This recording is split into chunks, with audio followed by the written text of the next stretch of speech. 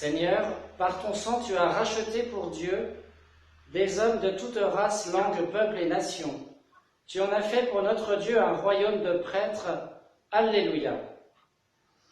Au nom du Père et du Fils et du Saint-Esprit. Amen. Le Seigneur soit avec vous. Et avec votre esprit. Préparons-nous à la célébration de l'Eucharistie en reconnaissant que nous sommes pécheurs. Je confesse à Dieu Tout-Puissant. Je reconnais devant mes frères que j'ai péché, en pensée, en parole, par action et par omission. Oui, j'ai vraiment péché. C'est pourquoi je supplie la Vierge Marie, les anges et tous les saints, et vous aussi mes frères, de prier pour moi le Seigneur notre Dieu. Que Dieu Tout-Puissant nous fasse miséricorde, qu'il nous pardonne nos péchés et nous conduise à la vie éternelle. Amen.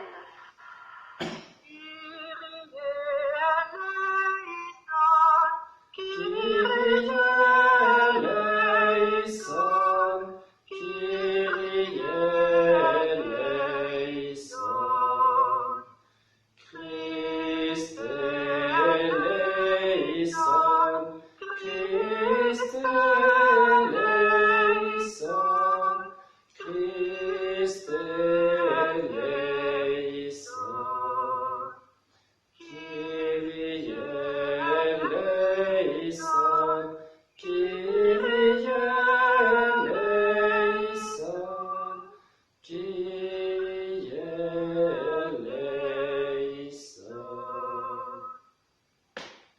Prions le Seigneur. Puisque tu as voulu, Seigneur, que ton Fils fût crucifié pour nous, afin de nous arracher au pouvoir de Satan, fais que nous puissions recevoir la grâce de la résurrection par Jésus-Christ, ton Fils, notre Seigneur et notre Dieu, qui règne avec toi et le Saint-Esprit, maintenant et pour les siècles des siècles. Amen.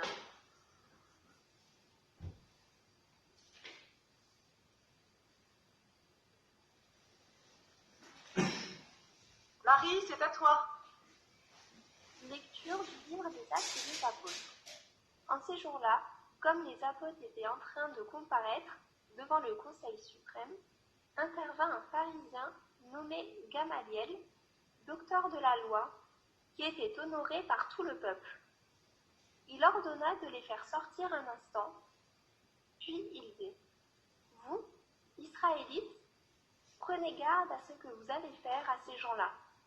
Il y a un certain temps, se leva Theudas, qui prétendait être quelqu'un, et à qui se rallièrent 400 hommes environ. Il a été supprimé, et tous ses partisans ont été mis en déroute et réduits à rien. Après lui, à l'époque du recensement, se leva Judas le Galiléen, qui a entraîné beaucoup de monde derrière lui. Il a péri, lui aussi, et tous ses partisans ont été dispersés. Eh bien, dans la circonstance présente, je vous le dis, ne vous occupez plus de ces gens-là, laissez-les. En effet, si leur résolution ou leur entreprise vient des hommes, elle tombera. Et si elle vient de Dieu, vous ne pourrez pas les faire tomber. Ne risquez donc pas de vous trouver en guerre contre Dieu. Les membres du conseil se laissèrent convaincre.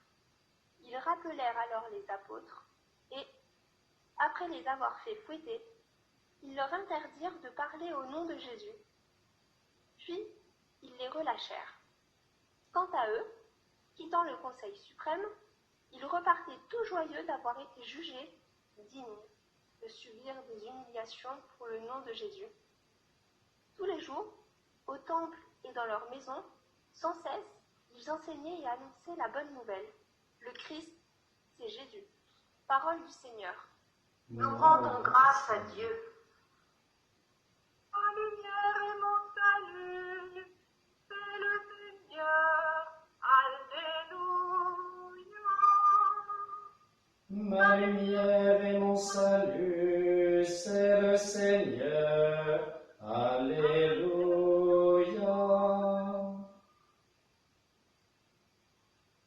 Le Seigneur est ma lumière et mon salut. De qui aurais-je crainte ? Le Seigneur est le rempart de ma vie. Devant qui tremblerai-je?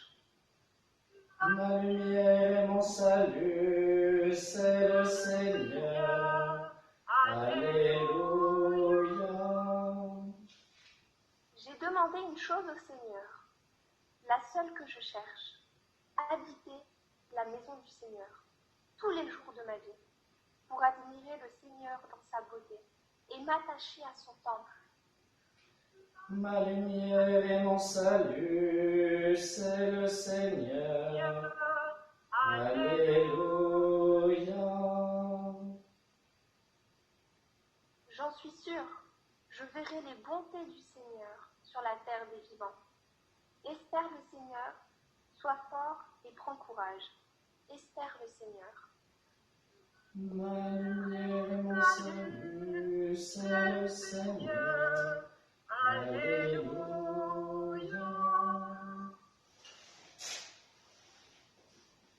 Alléluia, Alléluia, Alléluia, Alléluia, Alléluia, Alléluia, Alléluia. L'homme ne vit pas seulement de pain, mais de toute parole qui sort de la bouche de Dieu. Alléluia, Alléluia, Alléluia. Le Seigneur soit avec vous. Et avec votre esprit. Évangile de Jésus-Christ selon saint Jean. Gloire à toi, Seigneur. En ce temps-là, Jésus passa de l'autre côté de la mer de Galilée, le lac de Tibériade. Une grande foule le suivait parce qu'elle avait vu les signes qu'il accomplissait sur les malades. Jésus gravit la montagne, et là, il était assis avec ses disciples. Or la Pâque, la fête des Juifs, était proche. Jésus leva les yeux et vit qu'une foule nombreuse venait à lui. Il dit à Philippe, « Où pourrions-nous acheter du pain pour qu'ils aient à manger ?» Il disait cela pour le mettre à l'épreuve, car il savait bien, lui, ce qu'il allait faire. Philippe lui répondit, « Le salaire de 200 journées ne suffirait pas pour que chacun reçoive un peu de pain. » Un de ses disciples, André, le frère de Simon-Pierre, lui dit, « Il y a là un jeune garçon qui a 5 pains d'orge et 2 poissons. Mais qu'est-ce que cela pour tant de monde ?» Jésus dit, « Faites asseoir les gens. » Il y avait beaucoup d'herbe à cet endroit. Ils s'assirent donc, au nombre d'environ 5000 hommes. Alors Jésus prit les pains, et après avoir rendu grâce, il les distribua aux convives. Il leur donna aussi du poisson, autant qu'ils en voulaient. Quand ils eurent mangé à leur faim, il dit à ses disciples, « Rassemblez les morceaux en surplus pour que rien ne se perde. » Ils les rassemblèrent, et ils remplirent 12 paniers avec les morceaux des 5 pains d'orge, restés en surplus, pour ceux qui prenaient cette nourriture. À la vue du signe que Jésus avait accompli, les gens disaient, « C'est vraiment lui le prophète annoncé, celui qui vient dans le monde. » Mais Jésus savait qu'ils allaient venir l'enlever pour faire de lui leur roi. Alors de nouveau, il se retira dans la montagne, lui seul. Acclamons la parole de Dieu. Louange à toi, Seigneur Jésus. Chers frères et sœurs bien-aimés, je souligne sur la première lecture cette belle phrase de sagesse de Gamaliel. Si leur résolution, leur entreprise vient des hommes, elle tombera, mais si elle vient de Dieu, vous ne pourrez pas les faire tomber.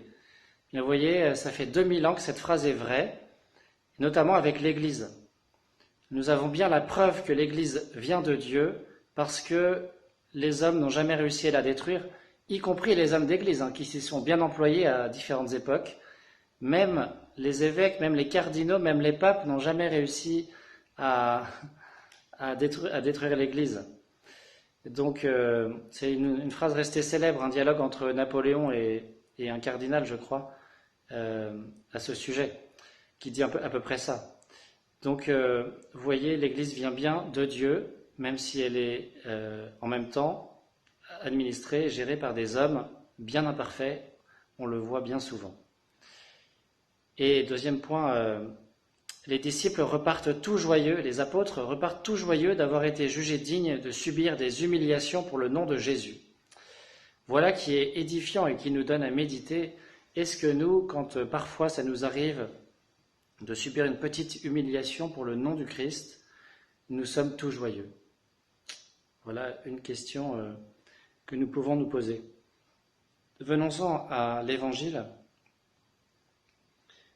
On peut remarquer déjà que cette année-là, Jésus ne monte pas à Jérusalem pour la fête de la Pâque. Les Juifs pieux, normalement, ils montaient en pèlerinage à Jérusalem pour la Pâque. Eh bien, cette année-là, Jésus va rester dans la région, en Galilée, dans la région du lac de Tibériade. Là, il fait la multiplication des pains. Ensuite, à la fin de l'évangile d'aujourd'hui, il se retire seul et puis il va, je crois, traverser le lac et aller à Capharnaüm. Et c'est à Capharnaüm qu'il fera son long discours du pain de vie où il va perdre la plupart de ses disciples. On va lire ça, je pense, dans les jours qui viennent.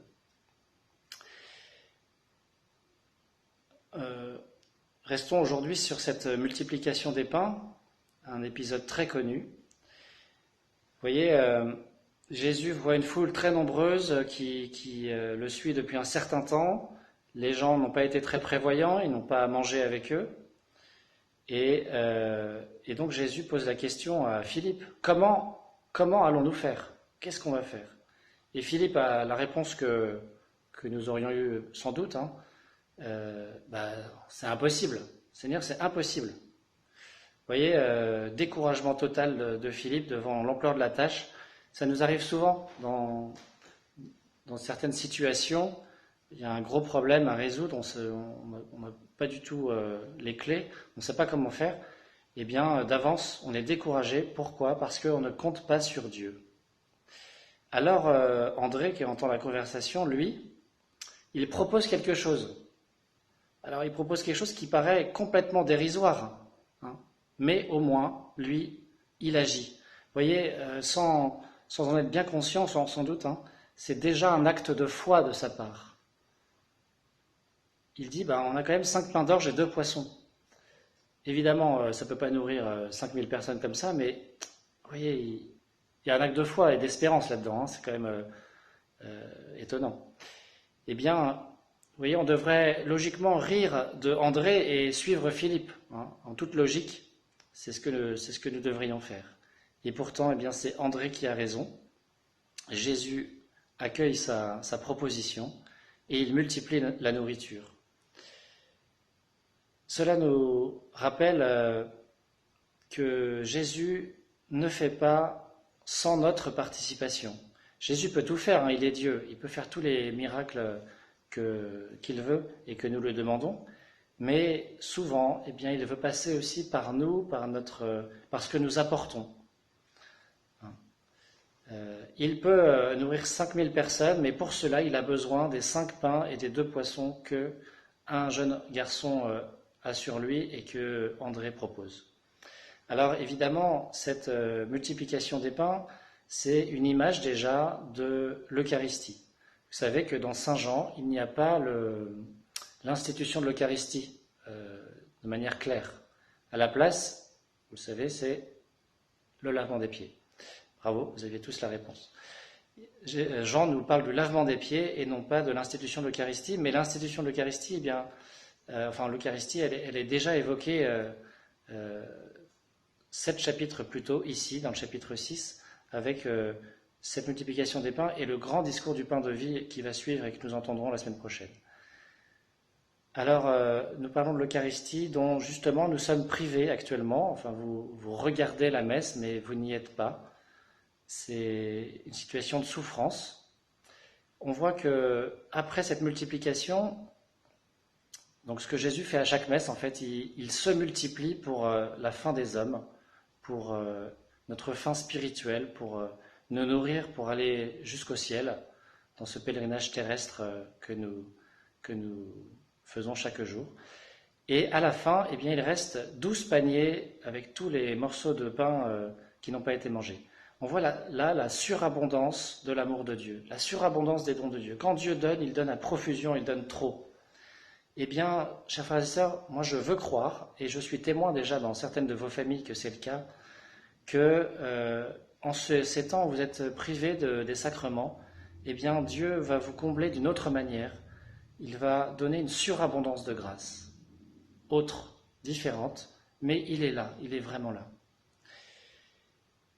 Et pour conclure, eh bien, je crois que je suis en train de dire tous les trucs qu'il y a dans le Bingomélie, vous voyez, je n'ai pas fait exprès.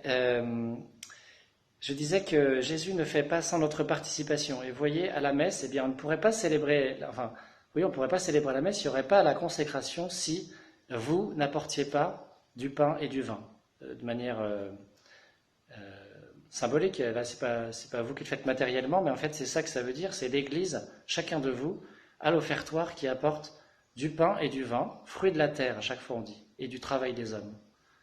Eh bien, c'est vous qui apportez ce pain et ce vin, comme ce petit enfant-là, et Dieu, l'Esprit Saint, le transforme en corps et sang du Christ.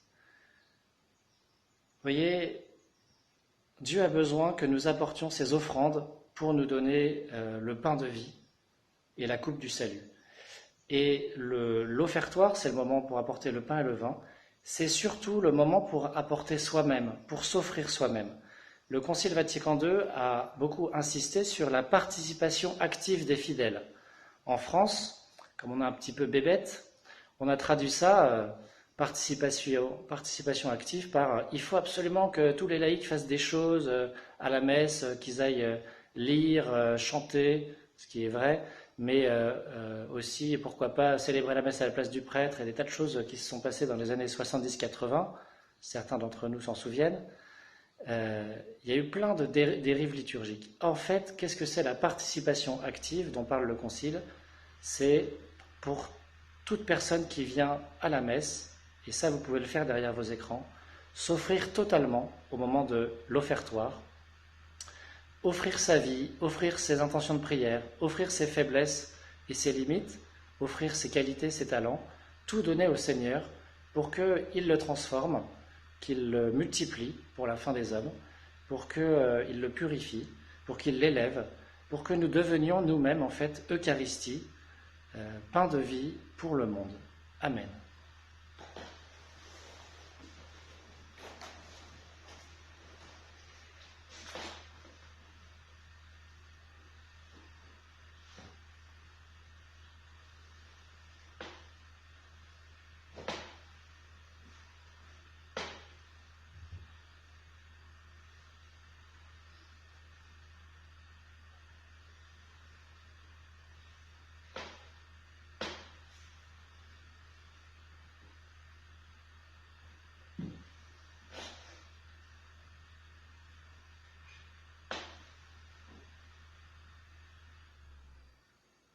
C'est justement le moment de s'offrir chacun au Seigneur en écoutant les paroles d'offrande du pain et du vin.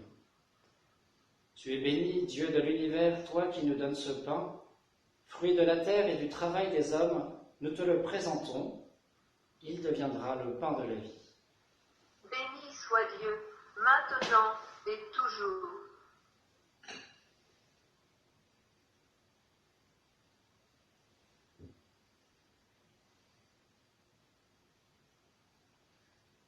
Comme cette eau se mêle au vin pour le sacrement de l'Alliance, puissions-nous être unis à la divinité de celui qui a pris notre humanité.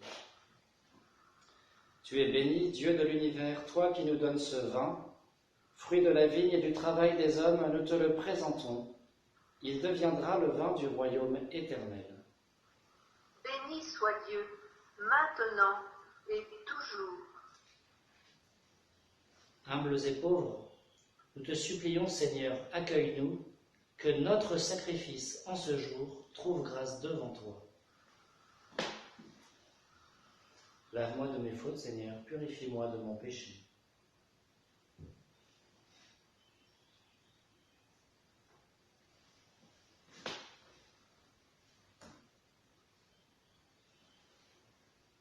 Prions ensemble au moment d'offrir le sacrifice de toute l'Église. Pour la gloire de Dieu et le salut du monde. Reçois avec bonté, Seigneur, les offrandes de ton peuple, garde-le sous ta protection, pour qu'il ne perde aucun des biens que tu lui donnes, et qu'il découvre ceux qui demeurent toujours, par Jésus le Christ notre Seigneur. Amen. Le Seigneur soit avec vous, Et avec votre esprit, élevons notre cœur. nous le tournons vers le Seigneur. Rendons grâce au Seigneur notre Dieu. Cela est juste et bon.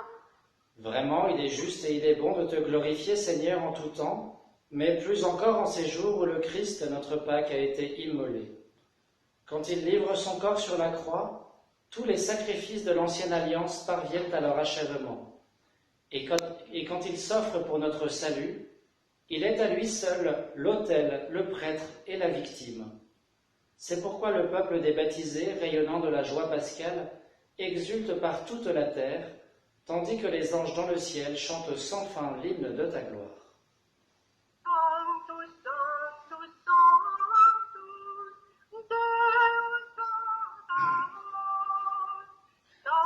Deus Sabaoth. Sanctus, Sanctus, Deus Sabaoth, pleni sunt celi et terra, gloria tua.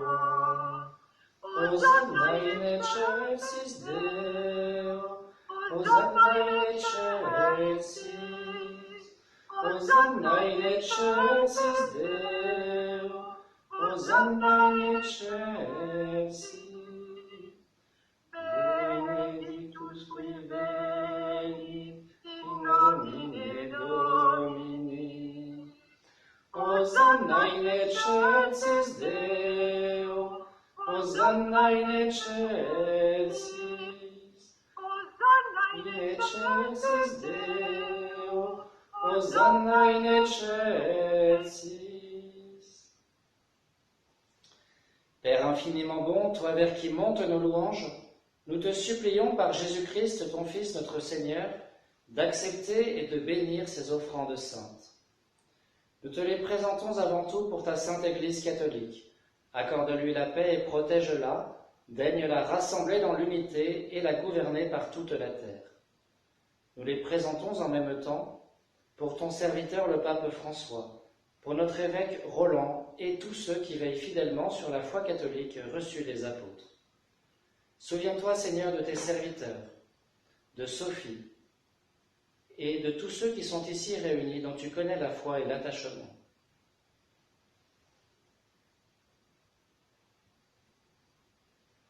Nous t'offrons pour eux, ou ils t'offrent pour eux-mêmes et tous les leurs, ce sacrifice de louange, pour leur propre rédemption, pour le salut qu'ils espèrent, et ils te rendent cet hommage à toi, Dieu éternel, vivant et vrai. Dans la communion de toute l'Église, nous voulons nommer en premier lieu la bienheureuse Marie, toujours vierge, Mère de notre Dieu et Seigneur Jésus-Christ, Saint Joseph son époux, les saints apôtres et martyrs, Pierre et Paul, André et tous les saints. Accorde-nous par leurs prières et leurs mérites d'être toujours et partout forts de ton secours et de ta protection. Voici l'offrande que nous présentons devant toi, nous, tes serviteurs et ta famille entière. Dans ta bienveillance, accepte-la. Assure toi-même la paix de notre vie, arrache-nous à la damnation et reçois-nous parmi tes élus. Sanctifie pleinement cette offrande par la puissance de ta bénédiction. Rends-la parfaite et digne de toi. Qu'elle devienne pour nous le corps et le sang de ton Fils bien-aimé, Jésus-Christ notre Seigneur. La veille de sa passion, il prit le pain dans ses mains très saintes, et, les yeux levés au ciel vers toi, Dieu son Père Tout-Puissant, en te rendant grâce, il le bénit, le rompit, et le donna à ses disciples en disant : « Prenez et mangez-en tous, ceci est mon corps livré pour vous. »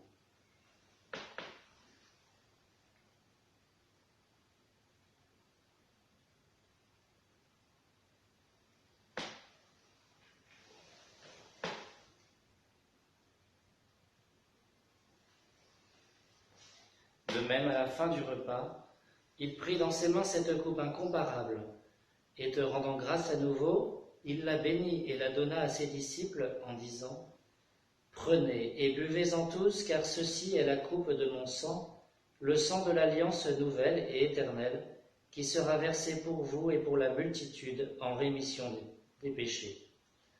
Vous ferez cela en mémoire de moi.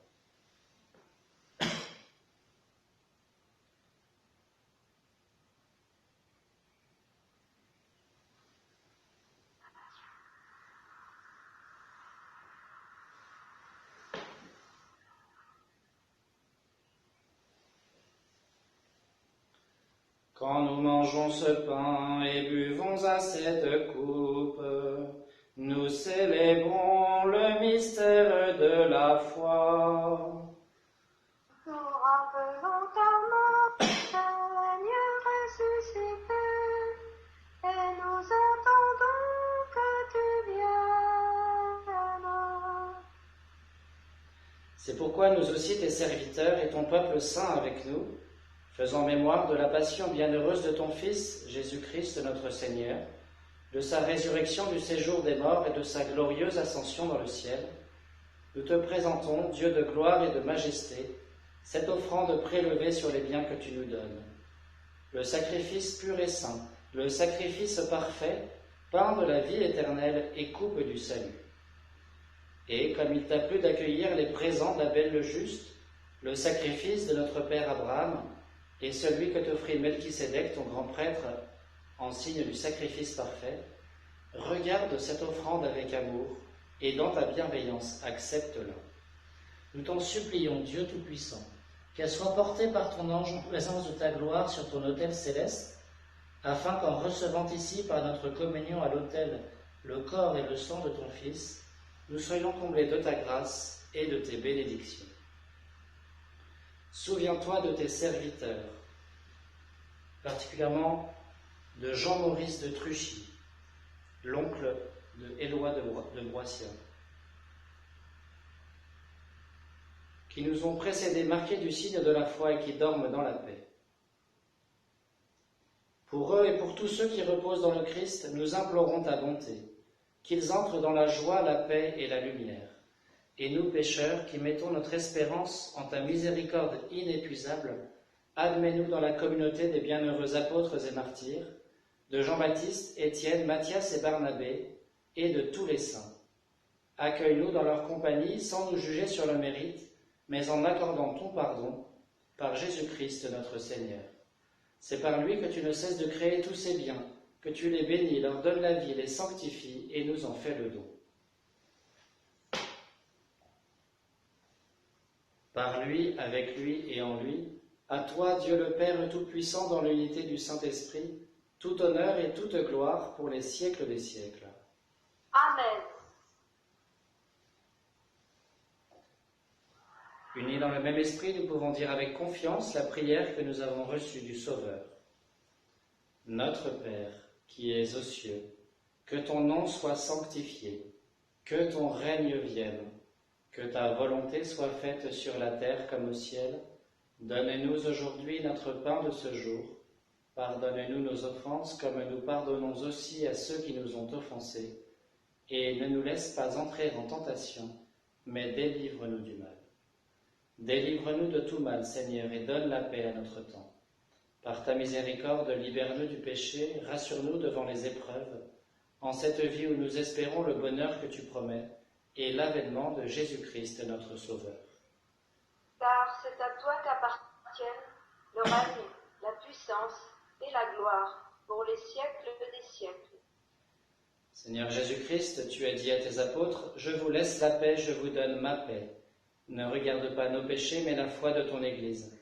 Pour que ta volonté s'accomplisse, donne-lui toujours cette paix et conduis-la vers l'unité parfaite, toi qui règnes pour les siècles des siècles. Amen. Que la paix du Seigneur soit toujours avec vous. Et avec votre esprit.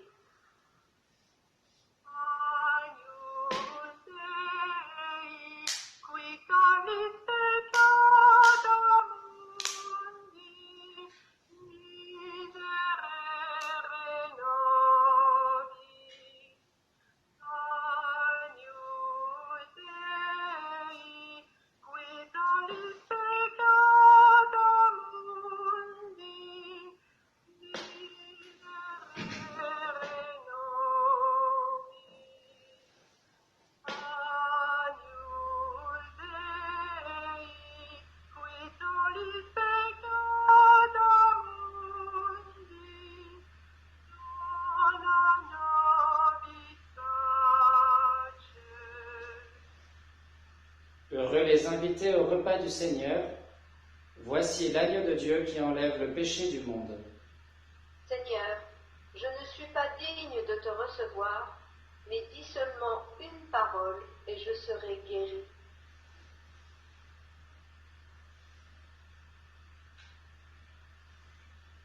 À tes pieds, ô mon Jésus, je m'incline et je t'offre le repentir de mon cœur contrit, qui s'abîme dans son néant et ta sainte présence. Je t'adore dans le saint sacrement de ton amour, désireux de te recevoir dans la pauvre demeure que mon cœur t'offre.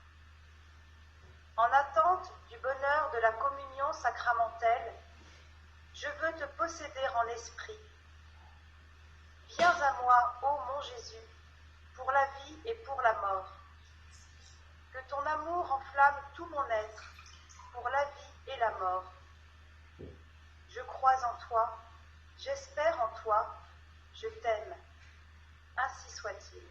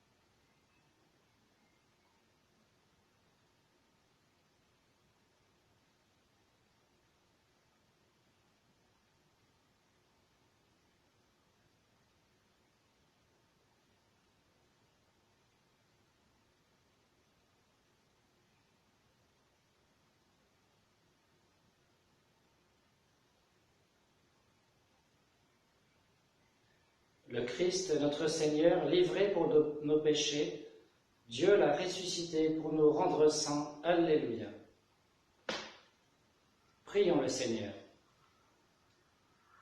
Ne cesse pas de protéger avec amour, Seigneur, ceux que tu as sauvés.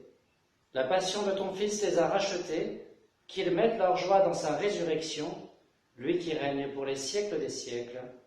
Amen. Le Seigneur soit avec vous. Et avec votre esprit. Que Dieu Tout-Puissant vous bénisse, le Père, le Fils et le Saint-Esprit. Amen. Allez dans la paix du Christ. Nous rendons grâce à Dieu. Je vous salue, Marie comblée de grâce, le Seigneur est avec vous. Vous êtes bénie entre toutes les femmes, et Jésus, votre enfant, est béni. Sainte Marie, Mère de Dieu, priez pour nous, pauvres pécheurs, maintenant et à l'heure de la mort. Amen.